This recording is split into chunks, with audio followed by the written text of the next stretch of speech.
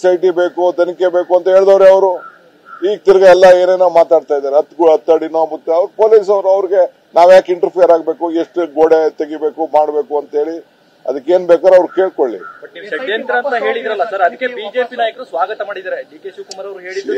I am telling you, ನನ್ಗೆ ನನ್ನ ವೈಯಕ್ತಿಕವಾಗಿ ಗೊತ್ತಂತ ವಿಚಾರ ನಾನು ಹೇಳ್ತಾ ಇದ್ದೀನಿ, ನನ್ನ ವೈಯಕ್ತಿಕವಾದಂತ ಒಂದು ಅನುಭವ.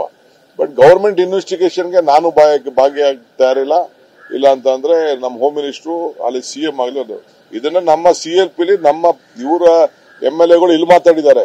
ನಮ್ಮ MLAಗಳೆಲ್ಲ ಶಿವಲಿಂಗೇಗೌಡರು ಆದಿಯಾಗಿ, ನಮ್ಮ ಗೋಪಾಲ್ ಕೃಷ್ಣ, ನಮ್ಮ ಪುತ್ತೂರು MLA, ನಮ್ಮ MLC, ಜಿಲ್ಲಾ ಕಾಂಗ್ರೆಸ್ ಅಧ್ಯಕ್ಷಗಳು ವಿನಯ್ ಕುಮಾರ್ ಸೊರ್ಕೆ ಅವರೆಲ್ಲ ಬಂದು, ರಮನಾಥ್ ರೈ ಅವರೆಲ್ಲ ಬಂದು ನಮ್ಗೆ ವೈಯಕ್ತಿಕವಾಗಿ ಬಂದು ಸ್ಟಾರ್ಟಿಂಗ್ ಬಂದು ಭೇಟಿ ಮಾಡಿದ್ದಾರೆ. ಅವರು ಬಂದು ನಮ್ಗೆ CMಗೆಲ್ಲ ಭೇಟಿ ಮಾಡಿ, ಹೋಮ್ ಮಿನಿಸ್ಟರ್ ಭೇಟಿ ಮಾಡಿ ಹೇಳಿದ್ದಾರೆ ಏನಿದೆ ಅಲ್ಲಿ ಮೊದಲಿಂದ ನಡ್ಕೊಂಡು ಬಂದಂತ ವಿಚಾರ ಅಂತ ಹೇಳಿದ್ದಾರೆ.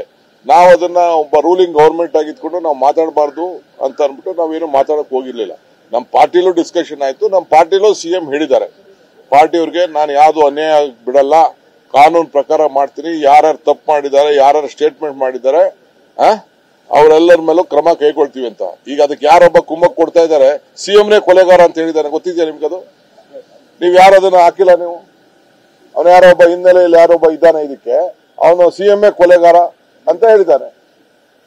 ಅದೆಲ್ಲ ನಮ್ಮ ಹತ್ರ ಮಾಹಿತಿ ಇದೆ. ಸೊ ಏನ್ ಬೇಕೋ ನಾವು ಕ್ರಮ ಕೈಗೊಳ್ತೀವಿ ನಾವು.